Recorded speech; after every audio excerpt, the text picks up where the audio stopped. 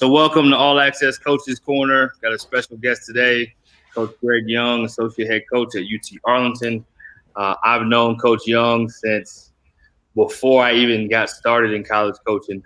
He recruited a player of mine, Anthony Smith, who's still playing pro to this day. Coach Young was at Texas State.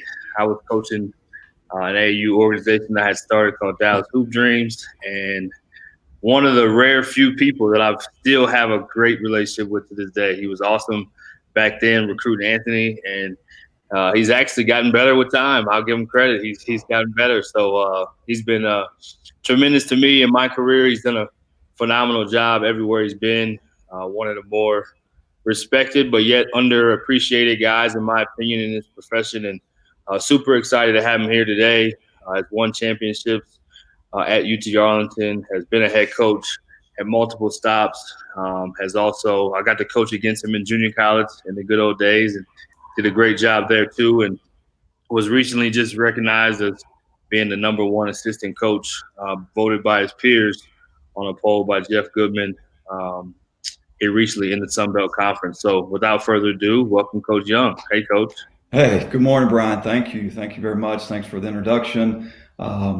I feel the same way about you. You know, when I was recruiting Anthony back in 2001 or two, I can't remember. There was this young guy had a little bounce in his step and a smile on his face, and it ended up being you. And I was like, hey, this guy's going places. And so the relationship has been my pleasure for sure, and it has grown over the years, and our paths have crossed, and that's an awesome thing. That's what makes coaching great. Yeah, absolutely. And just recruiting the Metroplex and being in junior college, and you know, as I didn't know what I was doing, and I don't know if I ever figured out what I was doing in college coaching, but definitely one of those voices and one of those people I would call just to get some truth and some wisdom, you know, that had already had experiences, saw the best in people, definitely saw the best in me. I don't really know how or why, but he always did, and just was always a great sounding board for when I did things well, when I didn't, when I was trying to figure it out, when I thought I had it figured out. So I know you impact a lot of people the same way you did me. So we'll kind of get going in the beginning and to say, who is Coach Greg Young? Well, that's a great question. I appreciate you having me on because I love talking about coaching.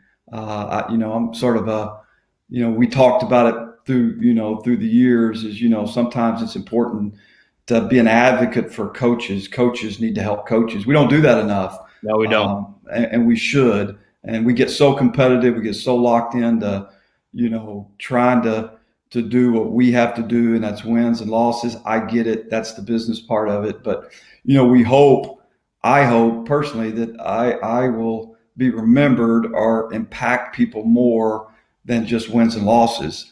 And that's why I think these forums are great.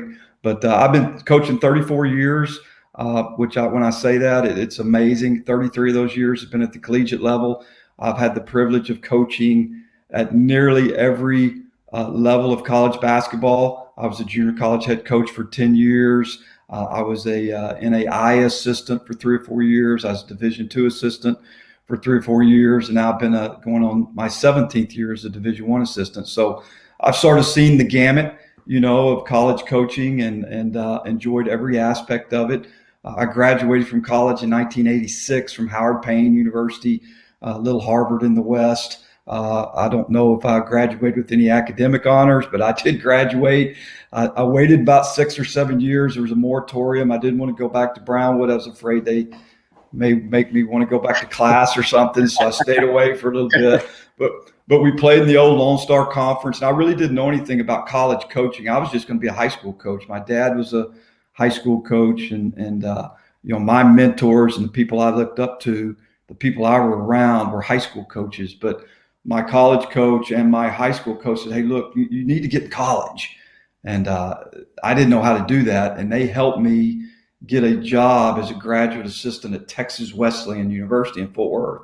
And they said, hey, you need to get your master's. You need to try to stay in college basketball. And this was in the mid 80s. And I'm like, okay, I really didn't know. So I did it. And I spent 4 years at Texas Wesleyan. I got an opportunity to work for a guy named Charles Jolly. Was a good guy. Was a Boyd Grant guy who just recently passed away. And those people out in the West, especially in Colorado State, they know who Boyd Grant was. And Charlie was really good to me. He took care of me. He helped me learn the business a little bit. He made sure that I got my master's degree. Then I spent a year coaching high school, and I was satisfied doing that, thought that that's what I would do the rest of my life. And then I actually took a job in Hawaii. I took a job at Wailoa University, which no longer exists. And so I'd sold my car. I was single. I was fired up. And a guy named Dennis Harp hooked me up with a guy named Earl Diddle at Eastern New Mexico University, which was in the Lone Star Conference, which I was familiar with. I'd played in it.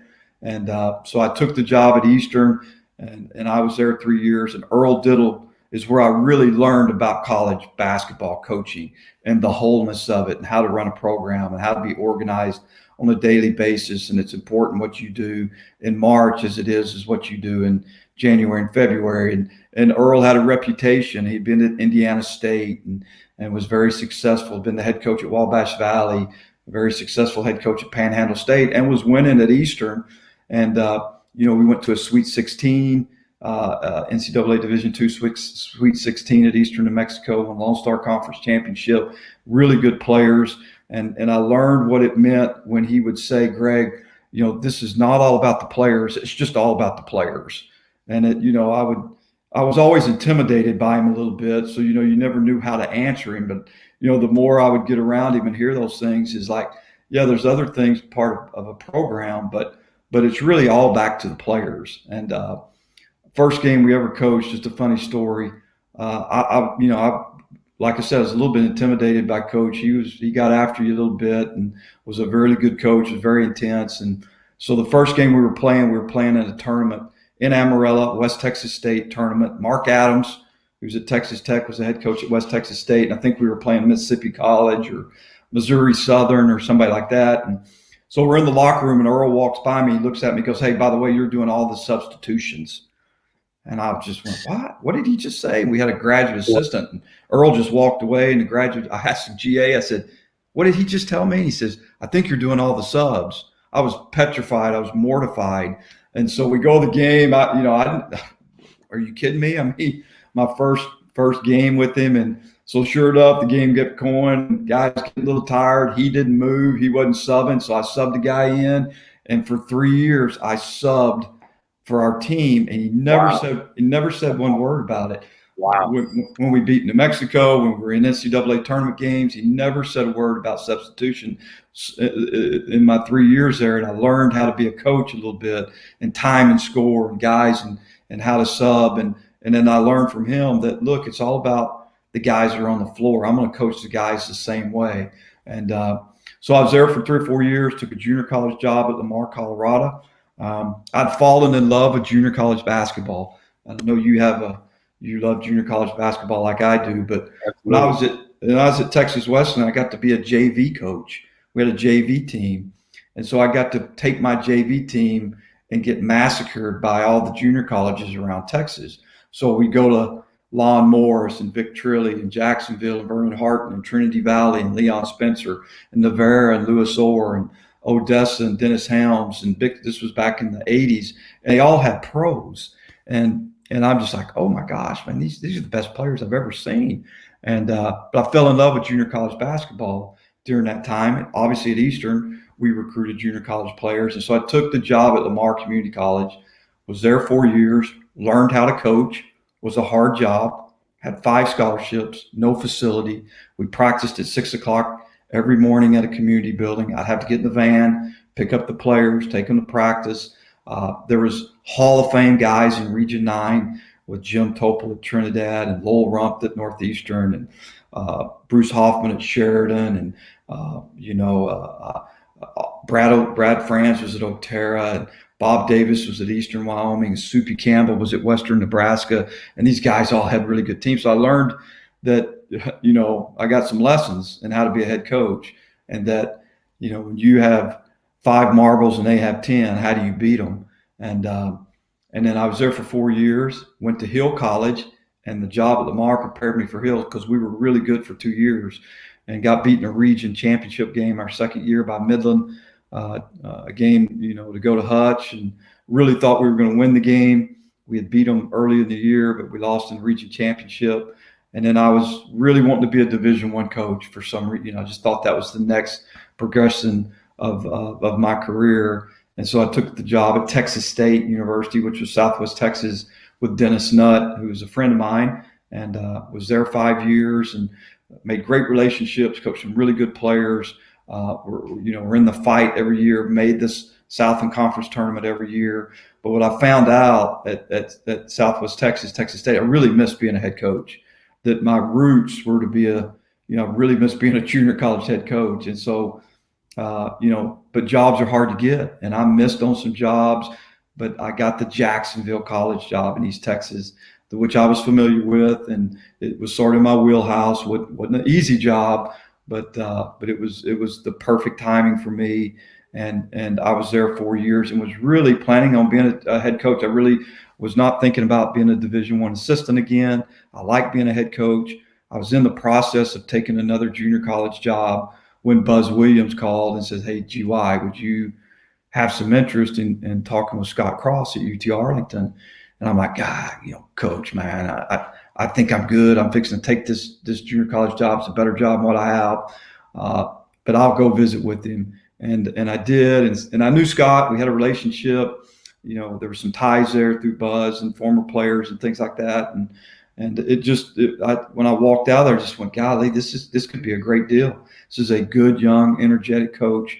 We're still playing on a stage, but it was close to my family where I grew up. And so I took that job, and I've been here now going on 12 years and never been anywhere, more than 4 or 5 years as a coach or a player. So this is home. And now I'm here going on our 12th season, obviously working for a different head coach, but we can get in that a little bit later. Yeah, love that you showed the whole journey. I think the part of what makes you good at this, coach, is you've sat in almost every seat.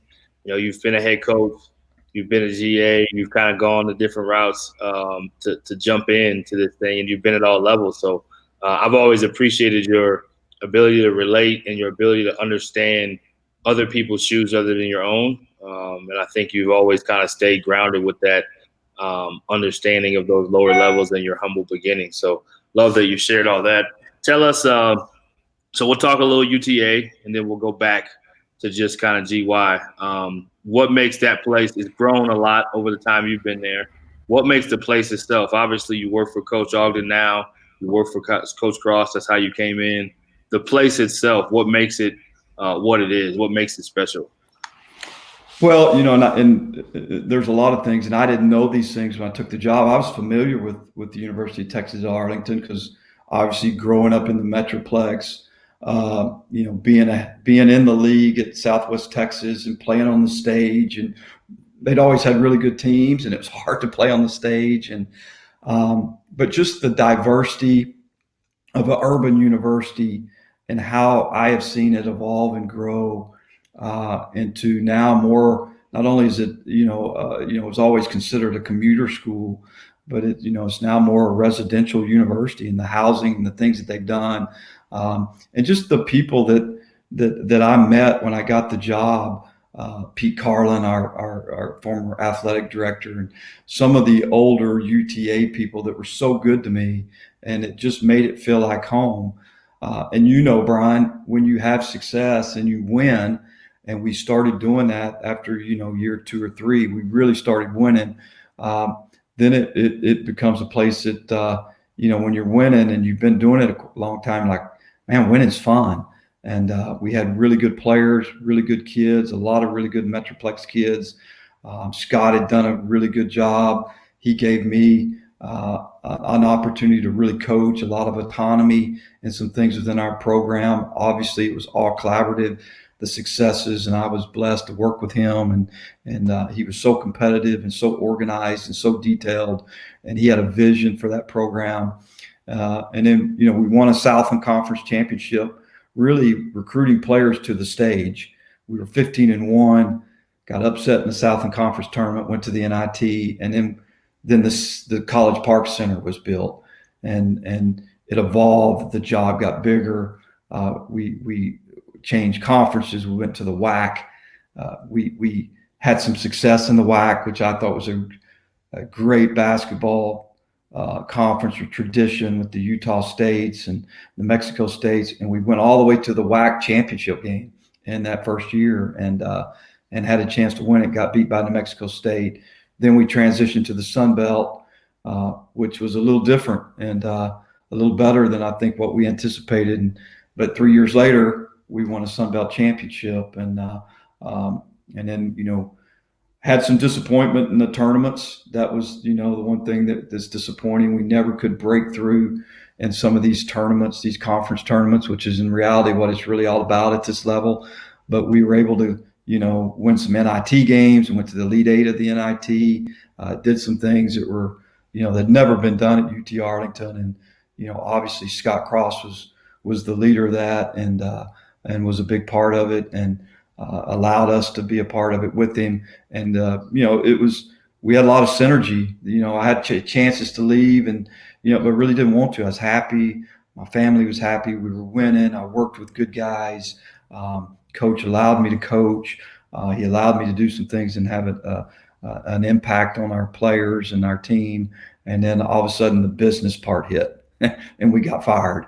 And, it was stunning, and, we couldn't believe it, but the business is a business, and you trust and adjust, and, life's not fair. And so I didn't know what I was going to do. And, 2 weeks later, Chris Beard at Texas Tech calls me and goes, "Hey, GY, Chris Ogden's going to get the job. Would you go back to UTA?" And I said, "Absolutely not. No, I'm not going back." I was disappointed. I was mad. I was all those emotions. But then when I started talking to friends, probably including you in the business, people are like, "GY, why wouldn't you go back? Your daughter's a junior in high school. You like it there." And then Chris called me, and we had some great conversations, and he was humble about it. He embraced our success. So for the last, 2 years, going on 3, I've had the privilege to work with Chris Ogden. He's done a really good job. He was coach of the year, the first year he was there, and it was a hard, circumstance to take over. There was some bitterness and anger. And we lost a really good team. We lost a pro, an NBA draft pick, lost several pros. We lost an NBA draft pick with Kevin Hervey, and Chris did a good job. We got back to the championship game. He was coach of the year. And so now going on to, year 3 with Chris, we feel like we're sort of on the same page, and he's given me the same autonomy and investment in the program. And so I'm allowed to coach. And so that, that makes it exciting, because you're never, when you're in our positions, my position as the associate head coach, you're only as good as the people you work for. Yep. When I was a junior college head coach, I was only as good as that president was going to allow us to be or wanted us to be. And, they can make the ceiling where they want to. So I've been fortunate with Scott and with Chris. They've allowed me to coach. They've allowed me to have some impact. I hope that I've gotten better of being that servant aspect of it, because that's really, really important, because I probably didn't do a good job of that my first go around at Texas State, and some lessons learned, but that's why, I haven't left. It's just been, it's been home. It's my daughter grew up here. My daughter graduated from high school here. People at UTA have been really good. We've had success.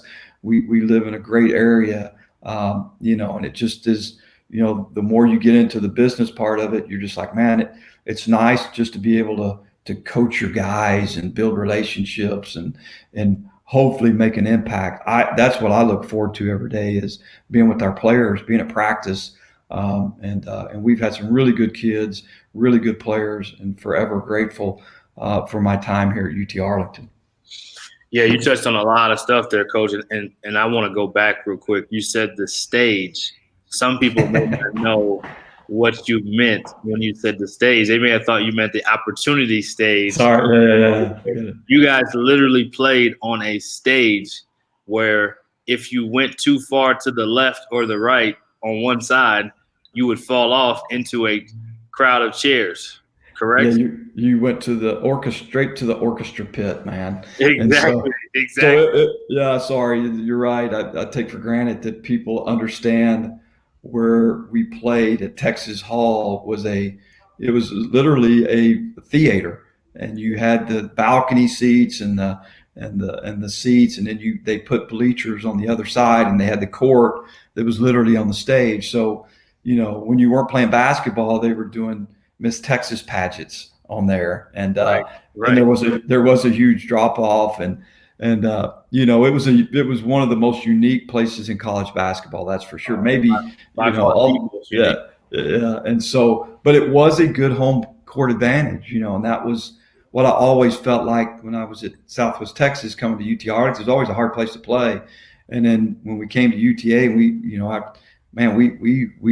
had it going. We didn't lose many games on the stage, and it's sort of like Jacksonville College and sticking them in the dungeon to change clothes. Some places, some places are hard to win, and the stage at UT Arlington was definitely one of the most unique facilities to play college basketball in the country. Yeah, so unique to have that home court advantage there. And then, you talked about this with Coach Cross and how you guys were in the Southland, won a championship, went to the tournament in the Southland, and then moved to the WAC, then moved to the Sun Belt, and then you went to the championship game in the WAC, and then you went to the Sun Belt, and then you won a championship, at least one, if not. Is it two or is it one? Correct. No, we won a regular season championship in the Sun Belt, and then got beat in the Sun Belt championship tournament game. That's what I thought. Yeah. So definitely, and you had huge upsets that you guys upsets by the other people's standard, not by your standard. Right. But from ranked teams, you beat Gonzaga at Gonzaga, if I'm not mistaken. No, we beat St. Mary's at St. Mary's. West Coast Conference. They were 12th in the country. We beat, we won at Texas, which as a UT system guy, and as a Texas guy, is a huge win. We won at Ohio State. We won at Memphis. We won at Bradley twice. We won at Fordham. We won at Irvine. We had a run there for about 4 or 5 years where, some of our non-conference wins, the prestige of our program just, went through the roof, which was part of the issue of losing our jobs because the expectations got so high with some of our wins and things we had done and the people that were coming to watch us play. And, we loved it. We didn't want it anywhere else but that. But, we won more games than any other university in the state of Texas besides, I think, Baylor and maybe Houston are tied for in about a 3 or 4 year period. And so we had it rolling pretty good. But what goes up's got to come down a little bit. Not that it really ever came down, but sometimes your expectations can get above the reality. Perception is not always reality. Right. And I think that's what happens in our business.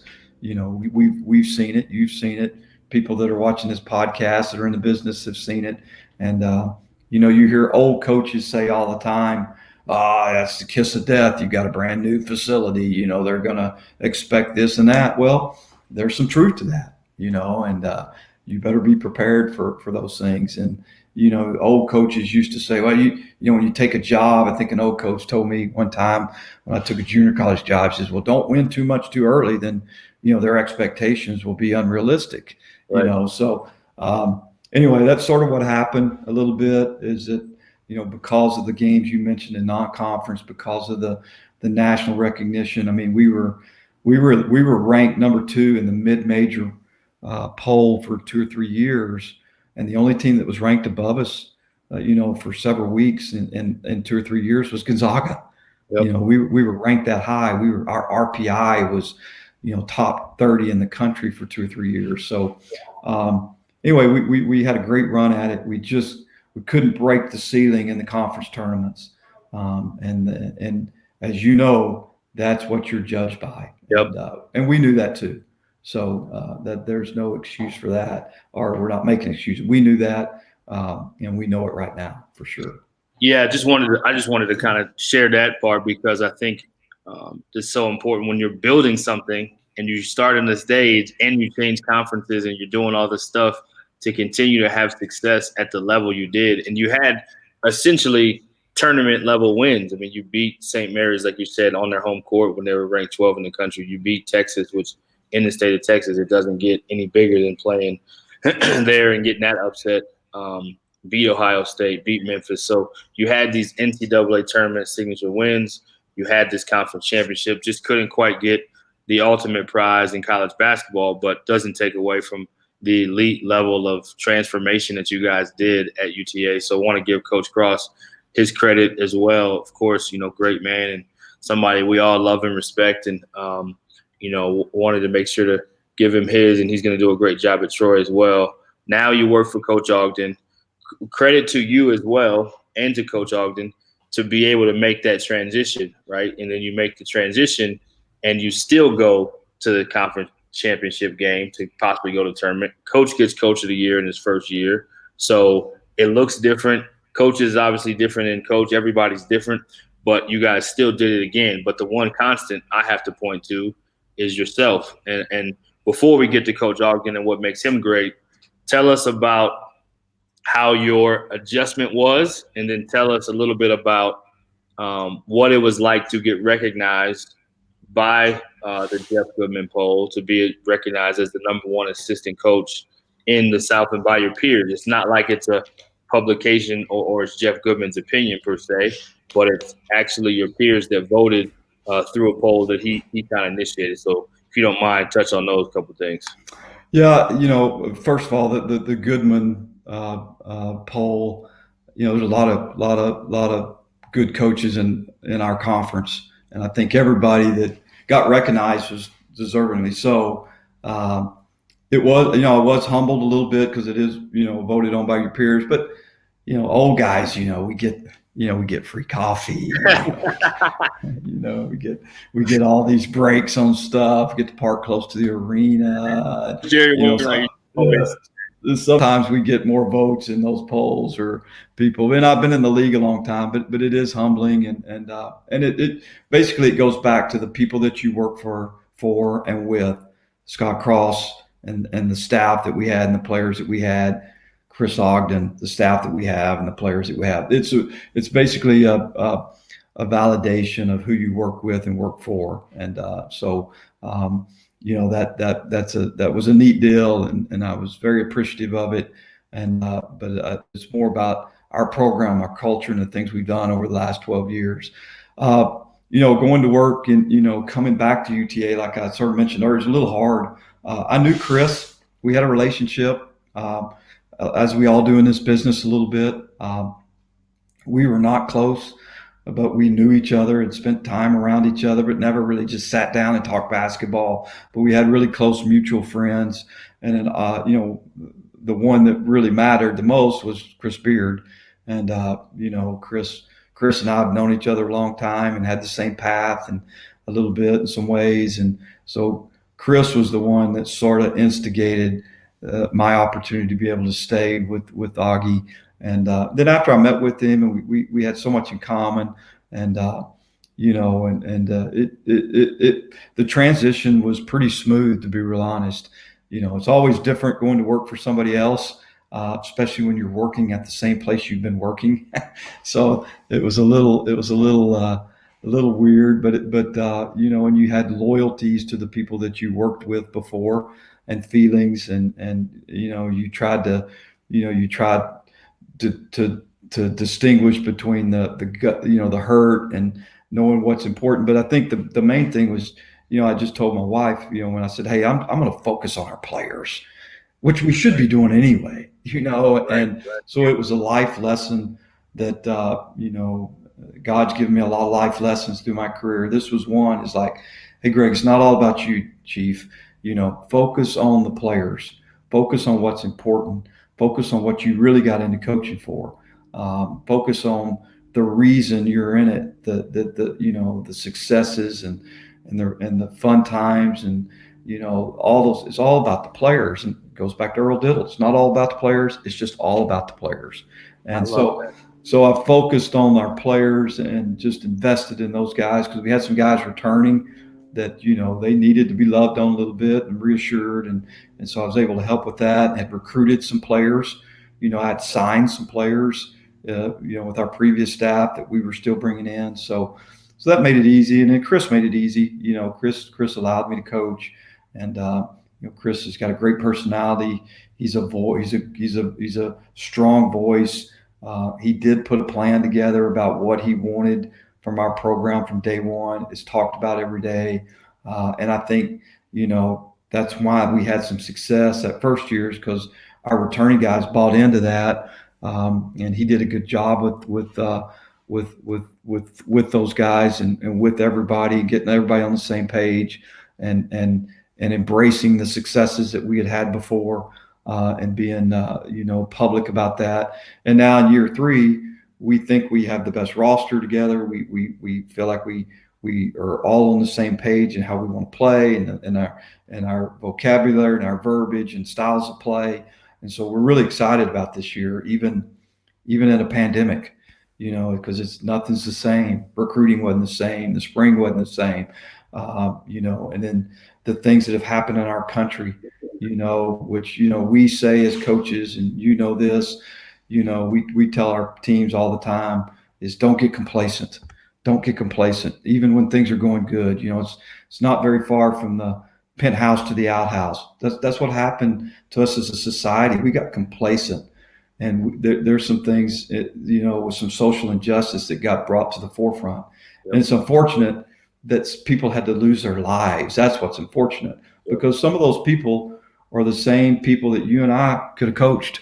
Yep. And that's what hit home. That's what hit home for me. So all the things that have happened, and look, I don't think all those things, hopefully the results will be positives, and that's those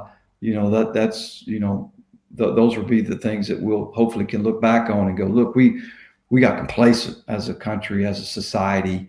We got hit in the mouth and woke up, and we got to make some changes. There's some things that have to change.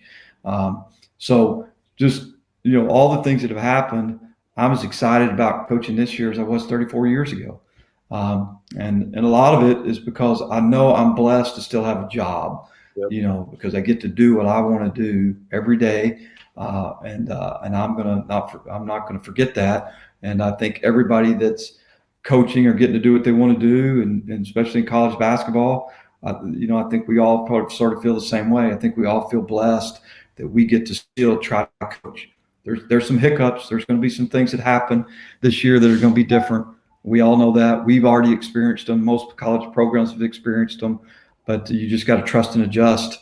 You have to be prepared to just move forward. So yeah, just to be able to have that perspective. We got humbled. It's almost like getting a bad loss. You started feeling yourself too much as a team that had a winning streak, as a country. So I love that you touched on that. And George Floyd actually was an athlete. He did play ball. Yeah, no, exactly. Could have easily been somebody we coach. So I love that. Yeah.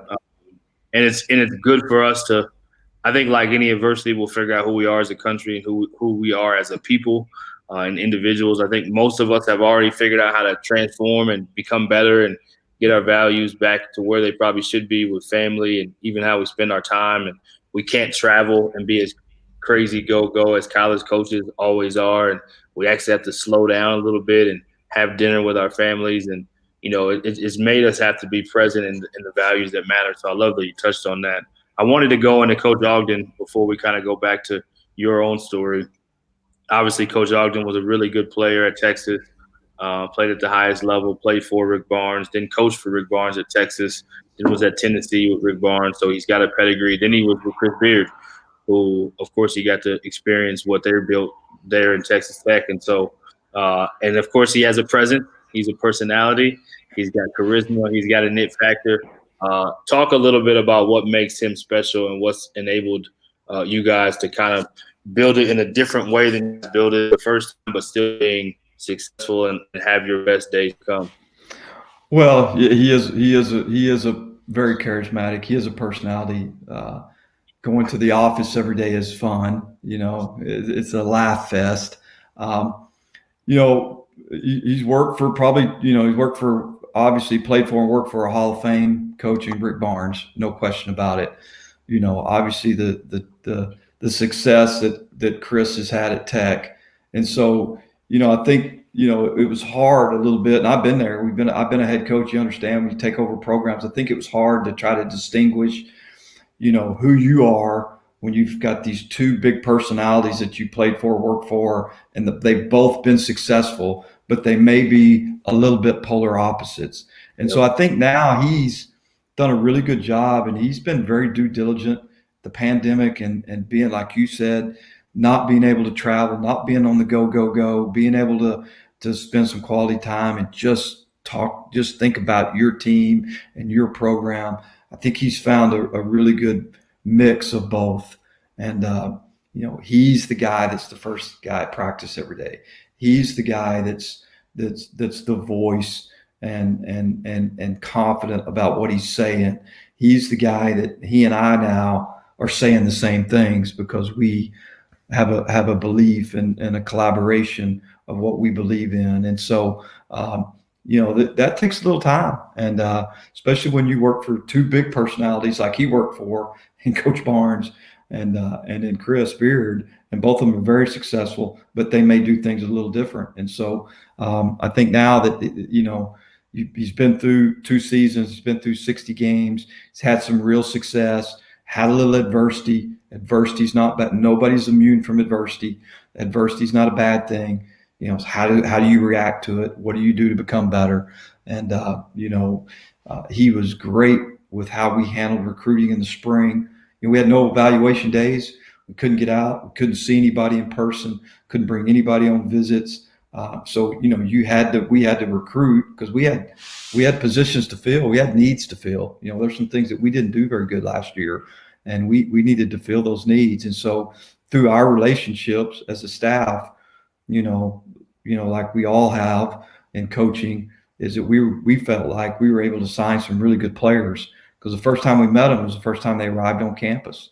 We may have Zoomed with them or FaceTimed around campus or, watched them on video, but Chris was great about being really due diligent about the people we signed, and that everybody that we signed, we had a relationship with them that maybe went 2 or 3 deep, that we could recheck, and we filled some needs. And obviously now that we've had them on campus and we're coaching them, I feel that we've got the best roster that we've had since we've been here. And a lot of that is because Chris made sure that we had it. And that was what Scott was so good about too, is that Scott was so competitive, in a good way. He was so competitive in recruiting.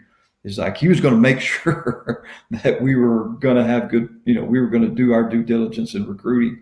And, and so Augie did the same thing this year. He dived into that part of it, as as the lifeblood of your program. And he was the head of it. And I think that's the way it's got to be. And thus, I think we're going to reap the benefits of that.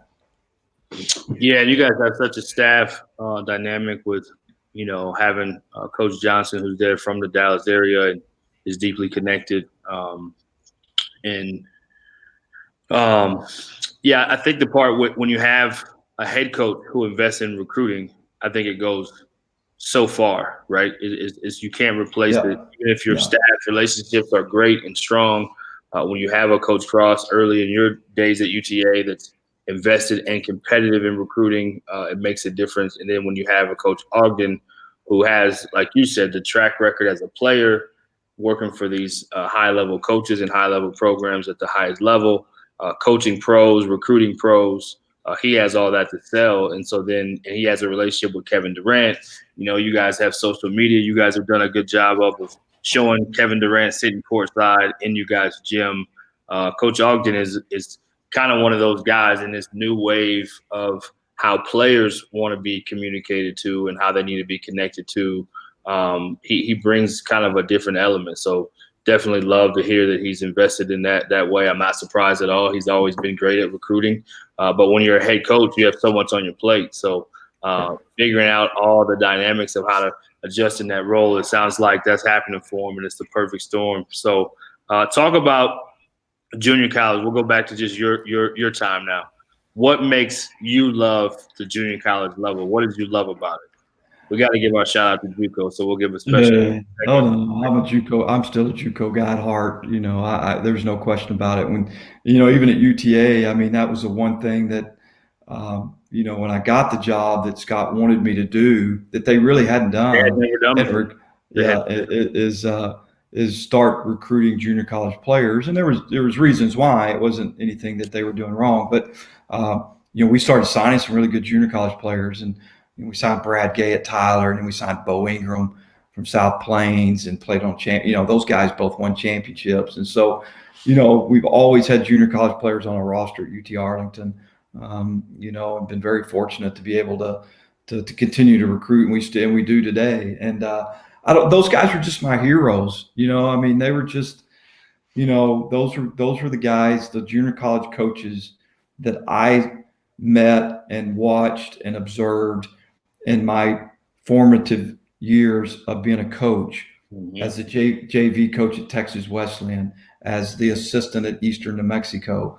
And those were the guys I wanted to be. I wanted to be, Louis Orr. I wanted to be, Steve Green. I wanted to be those guys, because I thought they really, they got to coach ball, man.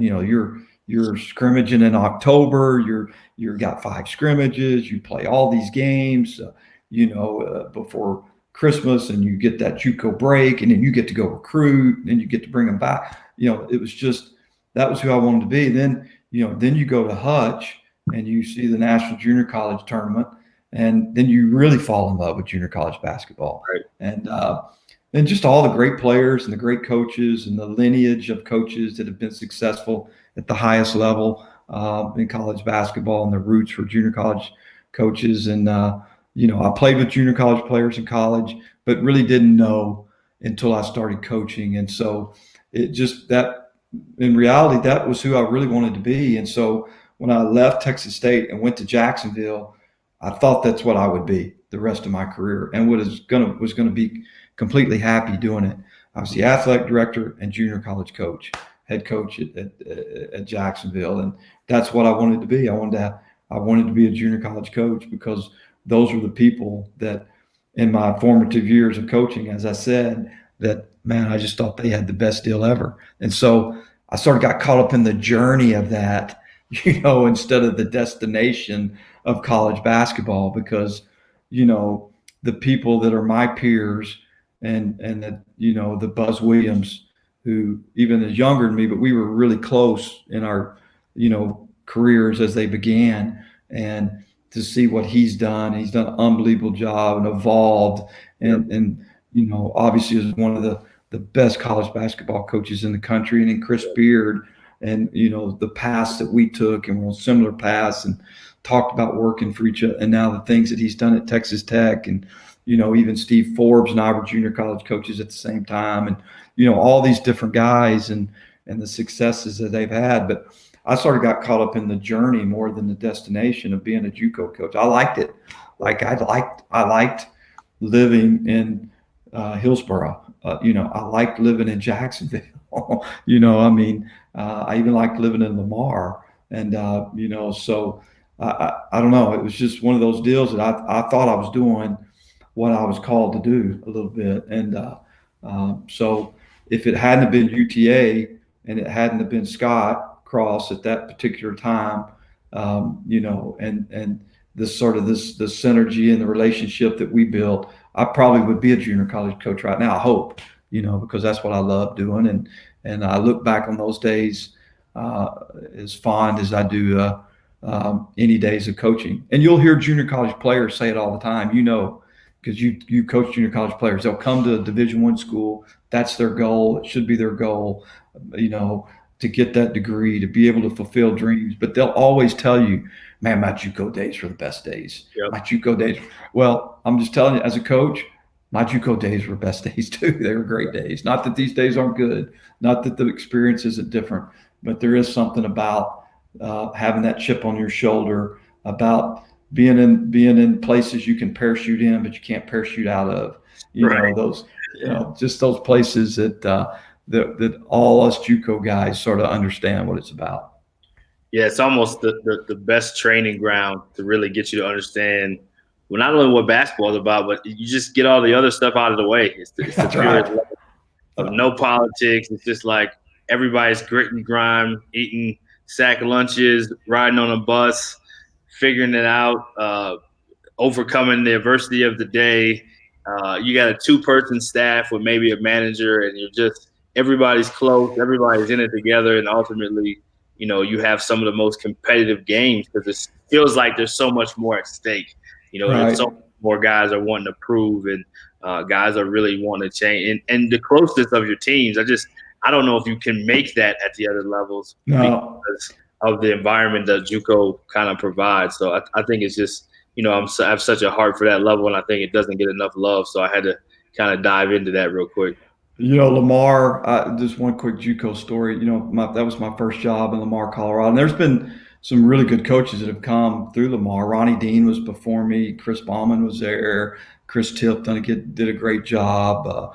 Ryan had just left and went to New Mexico State, and so there's been some guys who've done a really good job at Lamar. But when I got the job, I had no assistant, so it was just me. And so I did everything. I ran study hall. I mopped the floor. I washed the clothes. I picked the guys up for practice. I made sure who was keeping the book. That was the most stressful thing is who am I going to have keep the book and the clock tonight, and then a shot clock, and then then I was trying to do promotions and recruit, and so I needed some help, and I really didn't know how to go about it because I needed some managers. Managers are gold in junior college basketball, man. I mean, they're gold, but they're hard to find. And so there was a carnival in town in Lamar, and there was a guy doing one of those spinning rides. And I was dating my wife now, and she says, "Let's get on this ride." And this guy was starting this ride with a cigarette, like at the spark of the cigarette. I'm like, okay, we're fixing to die. But so I get off the ride, and I had this Lamar Community College shirt on. He goes, "Hey, are you the coach there?" And I said, "Yeah." And he goes, "Man, I'd love to go to school and help with basketball." I'm like, "Really?" I go, "You're hired." I hired him as my manager. From starting the ride with a cigarette on a carnival ride. He was my manager for a year and it was an unbelievable job. We got him in school and got him off the road and as a carny. And so, it was just, those are JUCO stories, man. All the way, man. Yeah, those are JUCO stories that you just had to survive. You had to figure it out, and your players had to figure it out, and they would get close. Now the fights were fights. It's like a family. You're so close. The fights were going to be real, but the closeness and the bonds were going to be real too. And so, I think most guys, players, and coaches have been a part of it. Look back at and those relationships will be lifelong relationships for sure. Oh, no question. Because of what you go through, because it's in its own way, it's formative years, no matter what, right? Yep. For the players, for the coaches, and you're on a stage because people come to see you play and they recruit you, but you're not on a stage. You're kind of really off, out of sight, out of mind. So you kind of get to almost go in this place and develop and go through this grit and grime and all these different stories that we all have now. But when you go through that with those people you go through with, I mean, you have a different kind of bond than you would anywhere else. So you talked about Buzz Williams a little bit, your relationship with him. He obviously started in JUCO at Navarro. Same with Chris Beard. He's a JUCO guy, came up through the ranks. You mentioned Forbes. Those are guys you kind of came up through the ranks. Obviously, you're working for a great head coach now who's been coach of the year. Coach Cross was great. And you've been recognized as a number one assistant by your peers in your conference. So I can say this. You don't have to say this. I believe you'll be a head coach again at the Division I level. What is kind of maybe the approach that you would have now after being a junior college head coach and having success, after being an associate head coach for 2 different really successful coaches there at UTA and helping that program be one of the best mid-major programs around? What would be your approach differently maybe, or what have you learned that maybe you would do differently when blessed with that opportunity? Of course, I'm saying it. You don't have to say it. But when you do have that opportunity, what do you see yourself doing, or how would you be, or what would kind of be what you would set out to accomplish? Well, I think the thing that we all get caught up in when we are in the business side of it, trying to reach or attain that certain goal, a head coaching position, we forget about, and I've mentioned it before, we forget about the play. I think you have to invest in your players. I think, it's like a big puzzle. There's this huge puzzle of all the pieces that get shook up, and sometimes we make a mistake of public relations, or the being in the community is the biggest piece of the puzzle, and it becomes the centerpiece of the puzzle, and the other parts become the outside of the puzzle, and we lose a piece of it. We don't think it's that important, and in reality, the most important part and the centerpiece are your student athletes. And I think that's just who I am. That's what I believe. And then all the other ancillary parts of the puzzle, the promotions and how you are in the community, and the social media, and obviously recruiting as part of players, but how you design practice and how you play and style of play, all that stuff are all outside players. So I think you have to invest in your student athletes first. They have to know that you're sincerely there for them, and that's what I would tell anybody that was wanting to be a head coach at any level. Is look, it's players first, man. It's all about the players. It's all about those student athletes. It's not just about the wins and losses. Will take care of itself if Yep. you take care of the players. Now, look, we all know there's 1,000 things that go into that. We all know that you have to have a good staff. You have to operate with integrity. You have to be a good steward of what you do with what's given to you from the institution that you're working for. Hopefully, those things are ingrained in who I am. That wouldn't be something that would be already who I am. But the most important thing would be the players, and how we prepare those players for whatever the next level must be. Now, every player that we have at UT Arlington, most every player wants to play professional basketball, and that's part of that's part of the plan that we want to help them with. Is that we want to prepare them for that. But the only way to do that is you got to really tell people the truth. And sometimes people don't want to hear the truth. I don't like hearing the truth sometimes, but it makes them better people if you really tell them the truth, and they have to have an action plan in order to attain the goals that they want to go to attain, whether it's academically, whether it's to be a professional player. And so, I think for the most part at UT Arlington, and this was, evolved, is that we were able to really tell the truth to our players, to try to put them in a position that in order to attain the goals that they wanted to attain from a basketball standpoint, but also from an academic standpoint. And I think the best way to do that is we tried to tell the truth, and we continue to do that. And so, those are the things that I think are important about a program. Look, we all get tugged away, as head coaches. We all get asked to do things we really don't want to do. I think the guys that are successful are in the gym with their players, man. I think they're in the gym with their players. I think they're trying to get their players better. I think they're invested in their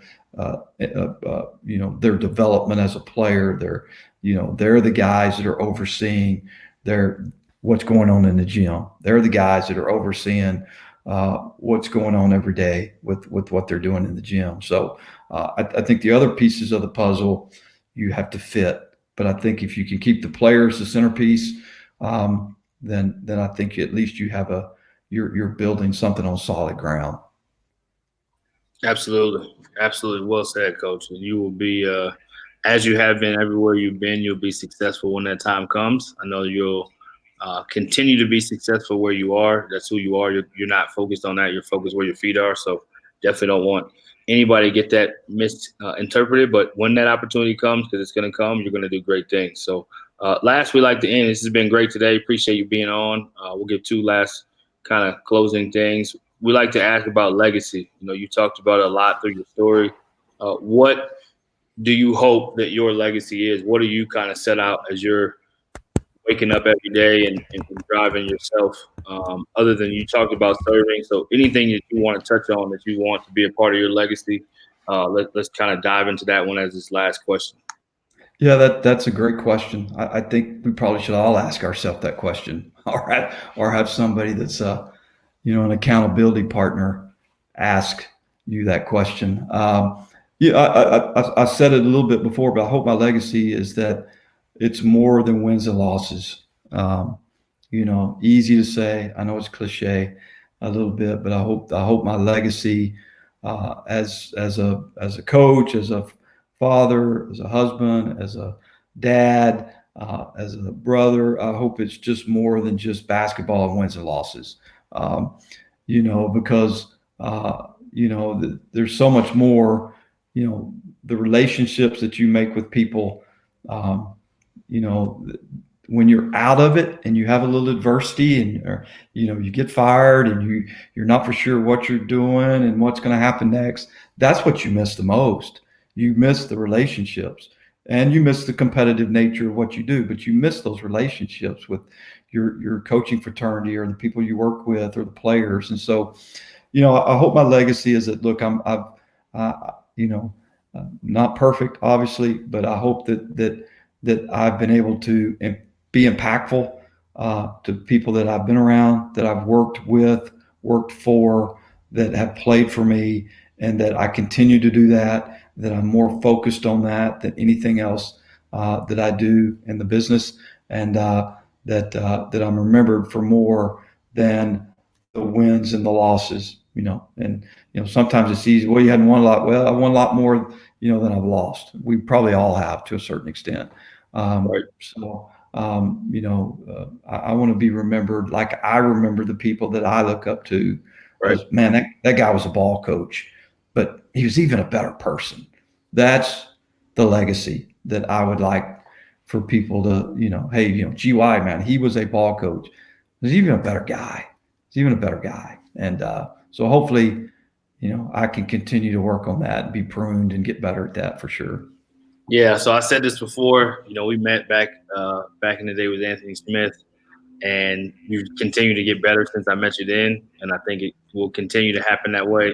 But I'll say for your legacy, you've already done that with the people I know that have played for you, the people I know that have worked with you, and you've definitely done it with me. So I had to have you here today, man, so more people can know the behind the scenes and the all access to GY. And we'll just let you have your closing thoughts on anything you want to share to end. And appreciate so much you coming on, man. I'm so excited for UTA and what you're doing there continually, and Coach Ogden and Coach Johnson and everybody there. Just excited for that's home for me too. Dallas is home, so you're always for the hometown guys. So excited to have you on today, man. So honored that you would come on and share and take the time. So yeah, just let you have the floor to close it out. Well, I mean, first of all, thanks. Obviously, I feel the same way about you.